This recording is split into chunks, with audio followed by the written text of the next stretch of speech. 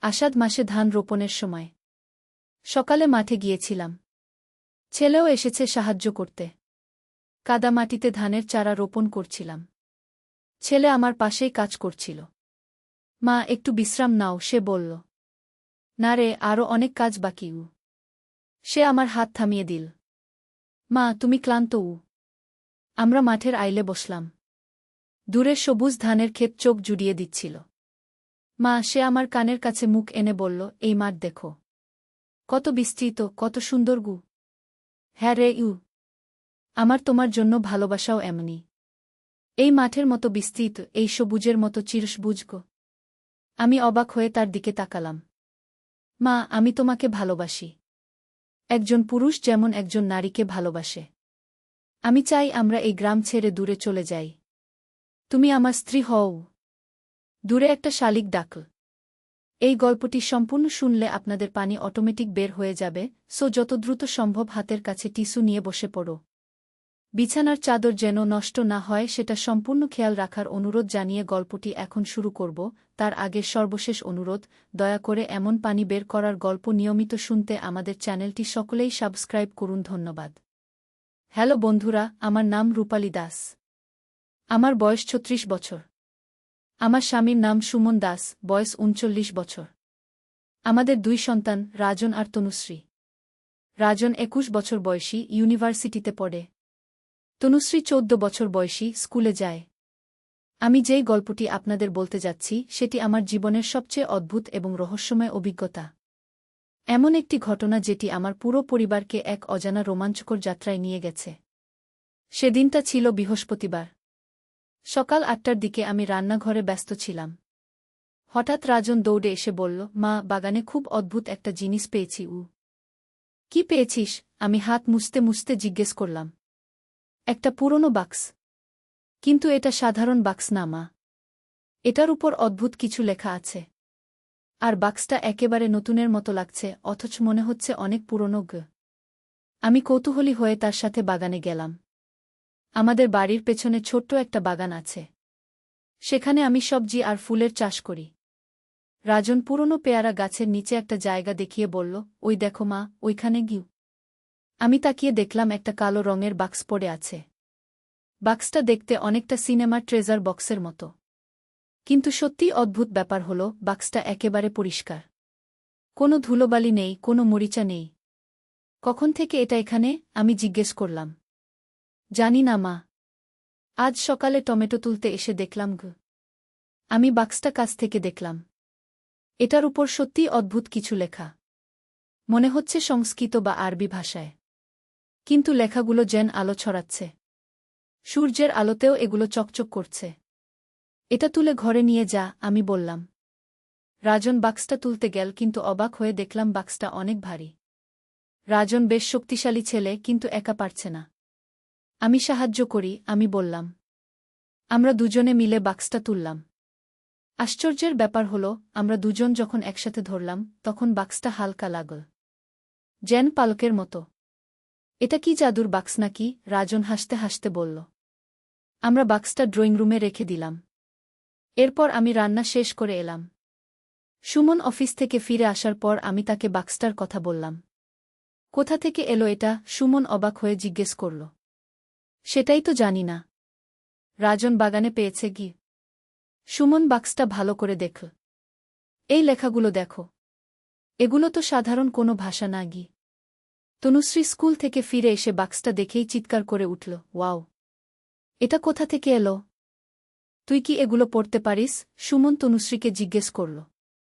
তনুশ্রী মাথা নাড়ল, না বাবা, কিন্তু এগুলো দেখে মনে হচ্ছে এটা কোনো গোপন ভাষা। রাতে খাওয়া দাওয়ার পর আমরা সবাই বসলাম বাক্সটা নিয়ে আলোচনা করতে। বাক্সটা খোলার চেষ্টা করলাম, কিন্তু কোনো তালা নেই, কোনো চাবি নেই। কিন্তু খুলছে না। হয়তো এটার একটা গোপন সিস্টেম আছে, রাজন বলল। কিন্তু সেটা কি? আমি জিজ্ঞেস করলাম। এমন সময় হঠাৎ তনুশ্রী বলল, মা, আমার মনে হচ্ছে এই লেখাগুলো আমাদের পরিবারের কারো নাম। মানে? সুমন অবাক হয়ে জিজ্ঞেস করল। আমি জানি না কেন, কিন্তু এই লেখা দেখে আমার মনে হচ্ছে এটা আমাদের পরিবারের সাথে সম্পর্কিত। তনুশ্রী যা বলল সেটা শুনে আমাদের সবার গায়ে কাঁটা দিয়ে উঠল। একটা বাচ্চা মেয়ে কি করে এমন কিছু বুঝতে পারে? তুই কি করে জানলি? আমি জিজ্ঞেস করলাম। আমি জানি না মা, কিন্তু এই বাক্সটা দেখার পর থেকে আমার মাথায় অদ্ভুত কিছু ছবি আসছে গু। কেমন ছবি? সুমন উৎকণ্ঠিত হয়ে জিজ্ঞেস করল। একটা বট প্রাসাদ, সেখানে অনেক মানুষ। আর একজন রাজা যিনি এই বাক্সটা কাউকে দিচ্ছেন গু। আমাদের সবার মুখ শুকিয়ে গেল। এটা স্বাভাবিক কিছু নয়। তনু, তুই আর এই বাক্সটা ছুঁইস না, আমি বললাম। কিন্তু তনুশ্রী যেন আমার কথা শুনতে পেল না। সে বাক্সটার উপর হাত রাখল। আর তখনই অদ্ভুত একটা জিনিস হল। বাক্সটা একটা নীল আলো ছড়াতে শুরু করল। এটা কি হচ্ছে? রাজন চিৎকার করে উঠল। আমরা সবাই দূরে সরে গেলাম। কিন্তু তনুশ্রী সেখানেই দাঁড়িয়ে রইল। তার চোখ যেন স্বপ্নে ভরা। হঠাৎ বাক্সটা খুলে গেল। ভেতর থেকে একটা উজ্জ্বল আলো বের হল।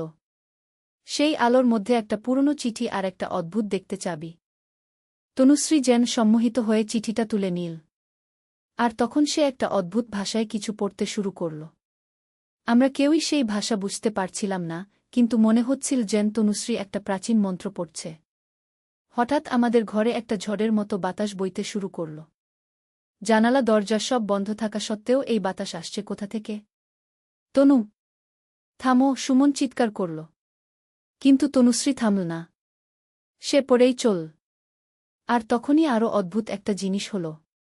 আমাদের ঘরের মেঝেতে একটা বড় চক্র দেখা দিল। অনেকটা জাদুর চক্রের মতো। আমাদের এখানে থেকে চলে যেতে হবে, রাজন বলল। কিন্তু কোথায় যাব? আর তনুশ্রীকে রেখে যেতে তো পারি না। তনুশ্রী হঠাৎ থেমে গেল। সে আমাদের দিকে তাকাল। কিন্তু তার চোখে যেন অন্য কেউ। আমি রানী লীলাবতী, সে বলল একটা ভিন্ন গলায়। আমার প্রিয় পরিবার, তোমরা আমার উত্তরাধিকারী। আমি 400 বছর ধরে তোমাদের জন্য অপেক্ষা করছি। আমাদের সবার হৃদস্পন্দন বন্ধ হয়ে যাওয়ার অবস্থা। তনুশ্রী আমাদের মেয়ে, কিন্তু এখন সে অন্য কেউ। তুমি কে? আমার মেয়েকে ফেরত দাও, আমি কাঁদতে কাঁদতে বললাম। আমি তোমার মেয়েকে কিছু করিনি। আমি শুধু তার শরীরে এসেছি তোমাদের সত্য বলার জন্য। তোমরা রাজবংশের সন্তান। তোমাদের পূর্বপুরুষরা এই অঞ্চলের রাজা ছিল। সেটা কি করে সম্ভব? সুমন জিজ্ঞেস করল। তোমার দাদুর দাদু রাজা দেবেন্দ্র দাস। তিনি আমার স্বামী ছিল।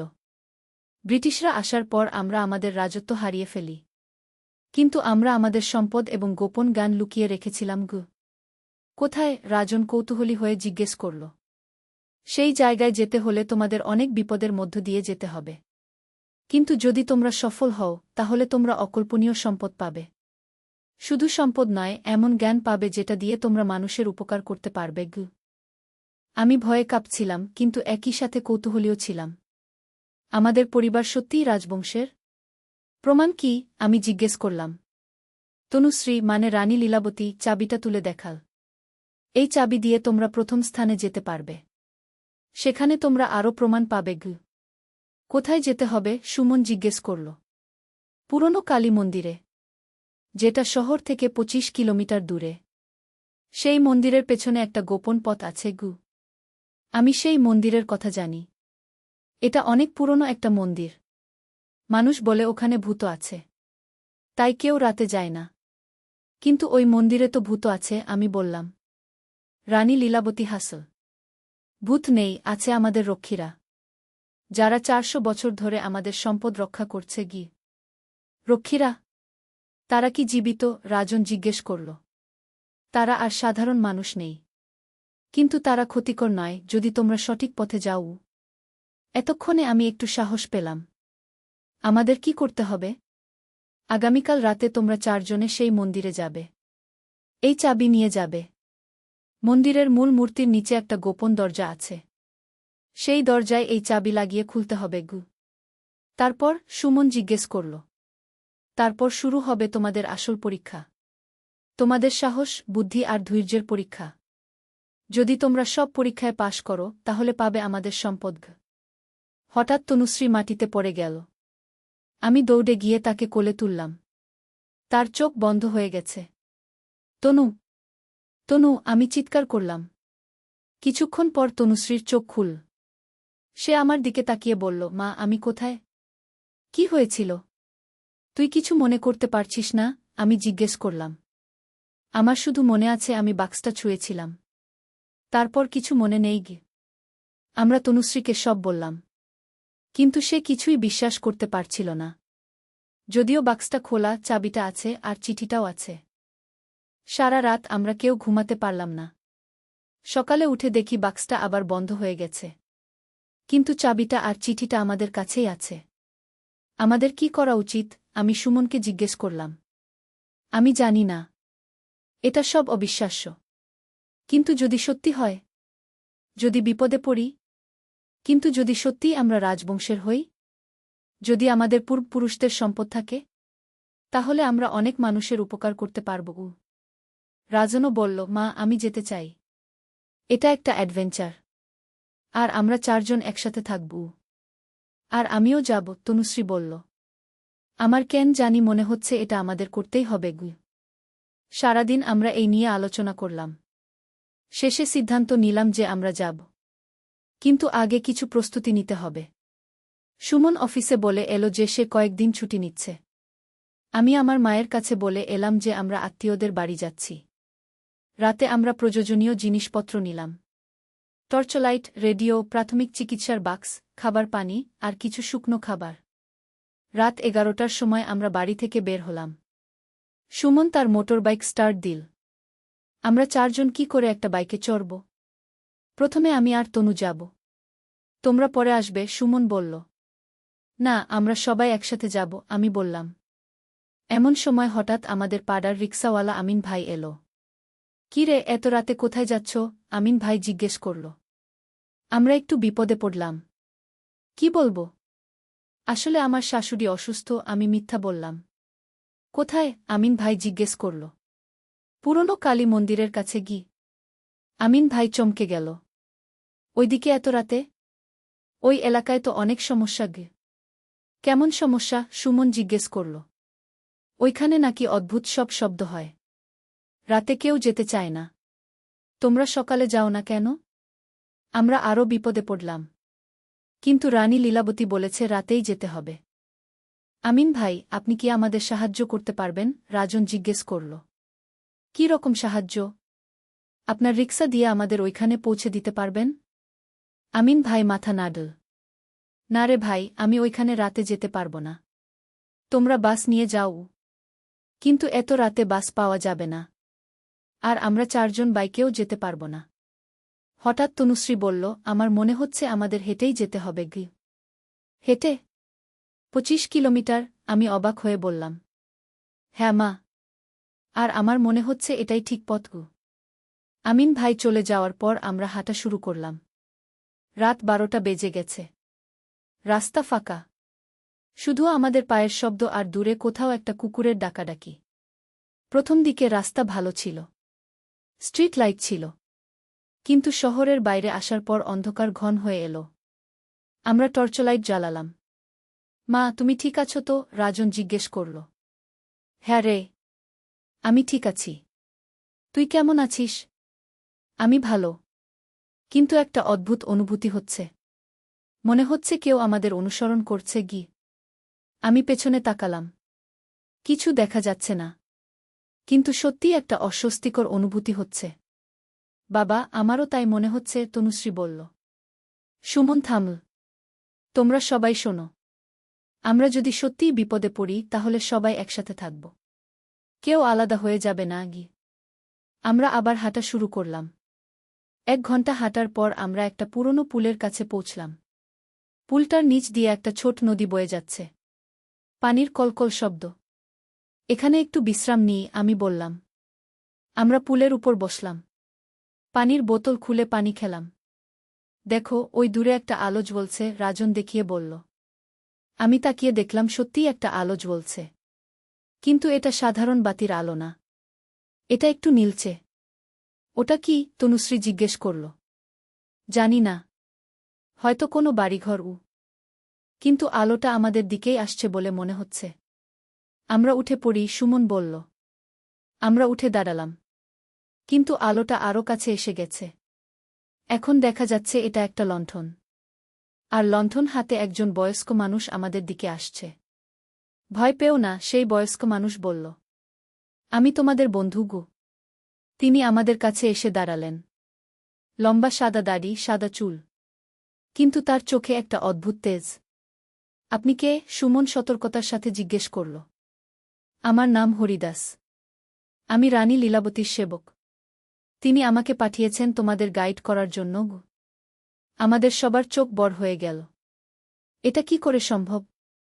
আপনি কি করে জানলেন আমরা আসব? আমি জিজ্ঞেস করলাম। রানী লীলাবতী সব জানেন। তিনি আমাকে বলেছেন তোমরা আজ রাতে আসবে। আর তোমাদের সাহায্যের প্রয়োজন হবে। কি ধরনের সাহায্য? রাজন জিজ্ঞেস করল। পথটা সহজ নয়। অনেক বিপদ আছে। আর কিছু জায়গায় গোপন পথ আছে যেগুলো তোমরা নিজেরা খুঁজে পাবে না। আমরা একে অপরের দিকে তাকালাম। এই লোকটাকে বিশ্বাস কি করব? আপনার প্রমাণ কি যে আপনি সত্যিই রানী লীলাবতীর সেবক? সুমন জিজ্ঞেস করল। হরিদাস তার পকেট থেকে একটা ছোট্ট পদক বের করল। সেই পদকে একই রকম লেখা যেটা আমাদের বাক্সে ছিল। এটা রানী লীলাবতীর রাজকীয় চিহ্ন। শুধু তার বিশ্বস্ত সেবকরাই এটা রাখতে পারে। তনুশ্রী পদকটা দেখে বলল, মা, এটা সত্যি। আমি এই চিহ্ন আগেও দেখেছি। কোথায়? আমি জিজ্ঞেস করলাম। আমার স্বপ্নে। যেই স্বপনগুলো আমি বাক্সটা ছোঁয়ার পর দেখছি। হরিদাস মুস্কি হাসল। রাজকুমারী তনুশ্রী, আপনি আপনার পূর্বজন্মের কিছু স্মৃতি ফিরে পাচ্ছেন। পূর্বজন্ম? তনুশ্রী অবাক হয়ে জিজ্ঞেস করল। হ্যাঁ। আপনি রানী লীলাবতীর একমাত্র কন্যা রাজকুমারী কমলার পুনর্জন্ম। আমার মাথা ঘুরছে। এসব কি শুনছি আমি? এসব অবিশ্বাস্য, সুমন বলল। আমি জানি এসব বিশ্বাস করা কঠিন। কিন্তু এখন সময় নেই এসব নিয়ে তর্ক করার। আমাদের মন্দিরে পৌঁছাতে হবে রাত ৩টার আগে। নতুবা সব পরিকল্পনা ভেস্তে যাবে। কেন রাত ৩টার আগে? রাজন জিজ্ঞেস করল। কারণ রাত ৩টায় আত্মাদের সবচেয়ে বেশি শক্তি থাকে। আর আমাদের রক্ষীরা সেই সময় সবচেয়ে সক্রিয় থাকে। আমরা হরিদাসের সাথে হাঁটা শুরু করলাম। তিনি আমাদের একটা ভিন্ন পথ দিয়ে নিয়ে চললেন। এই পথটা প্রধান রাস্তা থেকে আলাদা। জঙ্গলের মধ্য দিয়ে। এই পথ নিরাপদ তো? আমি জিজ্ঞেস করলাম। এটাই একমাত্র নিরাপদ পথ। প্রধান রাস্তায় আমাদের শত্রুরা আছে। শত্রু? কারা? সুমন জিজ্ঞেস করল। যারা আমাদের সম্পদ নিজেদের করে নিতে চায়। তারা ৪০০ বছর ধরে অপেক্ষা করছে। জঙ্গলের মধ্যে হাঁটতে হাঁটতে আমরা অনেক অদ্ভুত শব্দ শুনতে পেলাম। পাখির ডাক, পোকামাকড়ের আওয়াজ, আর মাঝে মাঝে এমন কিছু শব্দ যেগুলো আমি আগে কখনো শুনিনি। ওই শব্দগুলো কি? তনুশ্রী জিজ্ঞেস করল। আমাদের বন্ধুদের সংকেত। তারা জানিয়ে দিচ্ছে যে আমরা সঠিক পথে আছি। ১ ঘণ্টা জঙ্গলে হাঁটার পর আমরা একটা খোলা মাঠে এসে পৌঁছলাম। দূরে একটা পুরনো বিল্ডিং দেখা যাচ্ছে। ওটাই কালী মন্দির, হরিদাস দেখিয়ে দিল। মন্দিরটা দেখতে সত্যিই পুরনো। কিন্তু একেবারে ভাঙাচোরা নয়। যেন কেউ এটার দেখাশোনা করে। কে এর দেখাশোনা করে? আমি জিজ্ঞেস করলাম। আমাদের রক্ষীরা। তারা মানুষের চোখে পড়ে না, কিন্তু তারা সবসময় আছে। মন্দিরের কাছে পৌঁছার পর হরিদাস থামল। এখন থেকে তোমাদের একা যেতে হবে। আমি এর বেশি এগোতে পারি না। কেন? রাজন জিজ্ঞেস করল। কারণ এটা তোমাদের পরীক্ষা। তোমাদের নিজেদের সাহস আর বুদ্ধি দিয়ে এই চ্যালেঞ্জ মোকাবেলা করতে হবে। হরিদাস আমাদের চাবিটা দেখিয়ে বলল, এই চাবিটা মূল মূর্তির ঠিক সামনে মাটিতে একটা ছোট্ট গর্ত আছে। সেখানে চাবিটা ঢুকাতে হবে। তারপর ডান দিকে ঘুরাতে হবে। তারপর কি হবে? আমি জিজ্ঞেস করলাম। তারপর একটা গোপন দরজা খুলে যাবে। সেই দরজা দিয়ে নিচে নেমে যেতে হবে। নিচে কি আছে? সুমন জিজ্ঞেস করল। একটা গুপ্ত সুড়ঙ্গ। সেই সুড়ঙ্গ দিয়ে তোমরা পৌঁছে যাবে আসল জায়গা। হরিদাস আমাদের একটা ছোট্ট কাগজ দিল। এখানে নির্দেশনা লেখা আছে। কিন্তু মনে রাখবে, পথে অনেক পরীক্ষা আছে। কোনো পরীক্ষায় ভুল উত্তর দিলে তোমরা ফিরে আসতে পারবে না। আমার গলা শুকিয়ে গেল। মানে আমরা মরে যাব? মরবে না, কিন্তু সেই জায়গা আটকে থাকবে চিরকালের জন্য। তনুশ্রী সাহস করে বলল, আমরা পারব। আমার বিশ্বাস আছে। তাহলে যাও। আর মনে রাখো, যা কিছু দেখবে ভয় পেও না। সত্যিকারের বিপদ তখনই যখন তোমরা ভয় পাবে। হরিদাস আমাদের বিদায় জানিয়ে অন্ধকারে হারিয়ে গেল। আমরা ৪ জন মন্দিরের দিকে এগিয়ে গেলাম। মন্দিরের দরজা খোলা। ভেতরে একটা বট কালী মূর্তি। মূর্তির সামনে কিছু প্রদীপ জ্বলছে। কে এই প্রদীপগুলো জ্বালিয়ে রেখেছে? রাজন জিজ্ঞেস করল। জানি না, কিন্তু এটা ভালো আলো আছে কি। আমরা মূর্তির কাছে গিয়ে মাটির দিকে তাকালাম। সত্যিই একটা ছোট্ট গর্ত আছে। সুমন চাবিটা সেই গর্তে ঢুকাল। তারপর ডান দিকে ঘুরাল। সাথে সাথেই একটা অদ্ভুত শব্দ হল। মাটি কাঁপতে শুরু করল। মূর্তির ঠিক পেছনে মেঝের একটা অংশ সরে গেল। সেখানে একটা সিঁড়ি দেখা গেল। এই সিঁড়ি দিয়ে নামতে হবে, তনুশ্রী বলল। আমরা টর্চলাইট জ্বালিয়ে সিঁড়ি দিয়ে নামতে শুরু করলাম। সিঁড়িটা অনেক গভীর। মনে হচ্ছে মাটির অনেক নিচে নিয়ে যাচ্ছে। 10 মিনিট নামার পর আমরা একটা বট কক্ষে এসে পৌঁছলাম। কক্ষটার দেওয়ালে অনেক ছবি আঁকা। মশাল জ্বলছে। এই ছবিগুলো দেখো, রাজন বলল। ছবিগুলো দেখে আমার চোখ বড় হয়ে গেল। এগুলো আমাদের পূর্বপুরুষদের ছবি। রাজারানী, রাজকুমার, রাজকুমারী। এই দেখো, এই ছবিটাতে তো তনুর মতো দেখতে একজন, আমি দেখিয়ে বললাম। সত্যিই সেই ছবিতে একজন রাজকুমারী আছে যাকে দেখতে অনেকটা তনুশ্রীর মতো। এটাই রাজকুমারী কমলা, একটা গলা শোনা গেল। আমরা সবাই চমকে গেলাম। কিন্তু কেউ দেখা যাচ্ছে না। কে বলছে? সুমন চিৎকার করল। আমি রক্ষী বীরেন্দ্র। তোমাদের স্বাগতম গু। হঠাৎ বাতাসে একটা অবয়ব দেখা দিল। অনেকটা মানুষের মতো, কিন্তু স্বচ্ছ। তুমি কে? আমি কাঁপতে কাঁপতে জিজ্ঞেস করলাম। আমি রাজা দেবেন্দ্র দাসের প্রধান সেনাপতি ছিলাম। আমার মৃত্যুর পর রানী লীলাবতী আমাকে অনুরোধ করেছিলেন এখানে থেকে এই সম্পদ রক্ষা করতে গু। তুমি ভূত? তনুশ্রী জিজ্ঞেস করল। আমি আত্মা। কিন্তু আমি তোমাদের ক্ষতি করব না। আমি তোমাদের সাহায্য করব। বীরেন্দ্র আমাদের কক্ষের অপর প্রান্তে একটা দরজা দেখিয়ে বলল, ওই দরজা দিয়ে তোমাদের পরবর্তী কক্ষে যেতে হবে। কিন্তু সেখানে তোমাদের প্রথম পরীক্ষা গ। কি ধরনের পরীক্ষা? রাজন জিজ্ঞেস করল। বুদ্ধির পরীক্ষা। তোমাদের একটা ধাঁধার সমাধান করতে হবে। আমরা সেই দরজা দিয়ে পরের কক্ষে গেলাম। সেখানে দেওয়ালে একটা বড় পাথরে কিছু লেখা। তনুশ্রী লেখাটা পড়ল, আমি দিনে ছোট, রাতে বড়। আমি আছি কিন্তু আমাকে ধরা যায় না। আমি অনেক রূপ নিতে পারি। আমি কি? আমরা সবাই চিন্তা করলাম। এটার উত্তর কি? ছায়া, রাজন বলল। কিন্তু কিছু হল না। না, এটা ছায়া নয়, আমি বললাম। ছায়া রাতে ছোট থাকে গু। তাহলে কি? সুমন জিজ্ঞেস করল। তনুশ্রী হঠাৎ বলল, স্বপ্ন। দিনে আমরা কম স্বপ্ন দেখি, রাতে বেশি।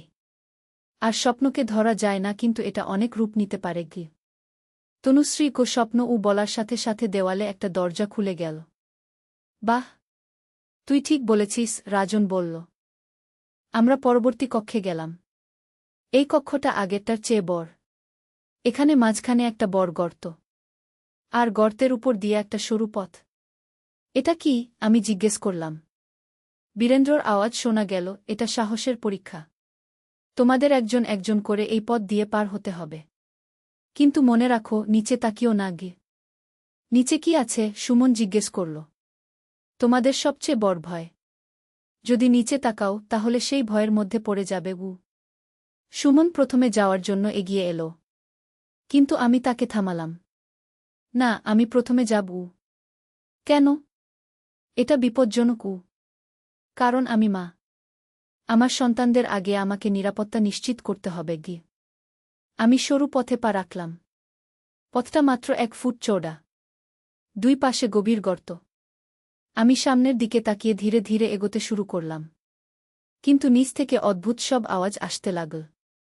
রূপালি, নিচে তাকাও। দেখো তোমার সবচেয়ে প্রিয় মানুষগুলো কি অবস্থায় আছে। আমি জানি এটা কোনো ফাঁদ। কিন্তু আওয়াজটা আমার মনে সন্দেহ জাগাচ্ছে। মা, নিচে তাকিও না, তনুশ্রী চিৎকার করল। আমি তনুর কথা শুনে সামনের দিকেই তাকিয়ে রইলাম। 5 মিনিট পর আমি অপর পাড়ে পৌঁছলাম। এবার তোমার পালা, আমি সুমনকে বললাম। সুমনও সফলভাবে পার হল। তারপর রাজন। সবশেষে তনুশ্রী। কিন্তু তনুশ্রী পার হওয়ার সময় একটা সমস্যা হল। সে হঠাৎ থেমে গেল। তনু, কি হয়েছে? আমি চিৎকার করলাম। মা, আমি অদ্ভুত কিছু দেখতে পাচ্ছি। নিচে আমাদের পুরনো বাড়ি। আর দাদু দাদি। তনু, ওটা সত্যি নয়। তুই সামনের দিকে তাকা গু। কিন্তু তনুশ্রী নিচের দিকে তাকিয়ে ফেল। সাথে সাথেই সে চিৎকার করে উঠল। তার পা পিছলে গেল। তনু, আমি চিৎকার করলাম। কিন্তু তনুশ্রী পড়ে গেল না। সে বাতাসে ভেসে আছে। ভয় পেও না, বীরেন্দ্রর আওয়াজ শোনা গেল। রাজকুমারী কমলার কোনো বিপদ হবে না গি। তনুশ্রী আস্তে আস্তে আমাদের কাছে ভেসে এল। কি দেখেছিলি? আমি জিজ্ঞেস করলাম। আমি দেখলাম আমরা আগের মতো গরিব হয়ে গেছি। তুমি আর বাবা অসুস্থ। আর আমরা কোনো চিকিৎসা করাতে পারছি না গি। এগুলো সব মিথ্যা, সুমন বলল। আমরা ভালো আছি। পরবর্তী কক্ষে আমাদের তৃতীয় পরীক্ষা অপেক্ষা করছিল। এখানে 3টা দরজা। প্রতিটা দরজার উপর একটা করে চিহ্ন। এখানে কি করতে হবে? রাজন জিজ্ঞেস করল। বীরেন্দ্র বলল, তোমাদের সঠিক দরজা বেছে নিতে হবে। ভুল দরজা দিয়ে গেলে তোমরা ফিরে আসতে পারবে না গি। প্রথম দরজায় সূর্যের চিহ্ন, দ্বিতীয় দরজায় চাঁদের চিহ্ন, তৃতীয় দরজায় তারার চিহ্ন। কোনো সূত্র আছে? আমি জিজ্ঞেস করলাম। তনুশ্রী দেওয়াল দেখে বলল, মা, এখানে কিছু লেখা আছে গিউ। আমরা দেখলাম দেওয়ালে লেখা, যে আলো সব সময় থাকে না, কিন্তু অন্ধকারে পথ দেখায় এর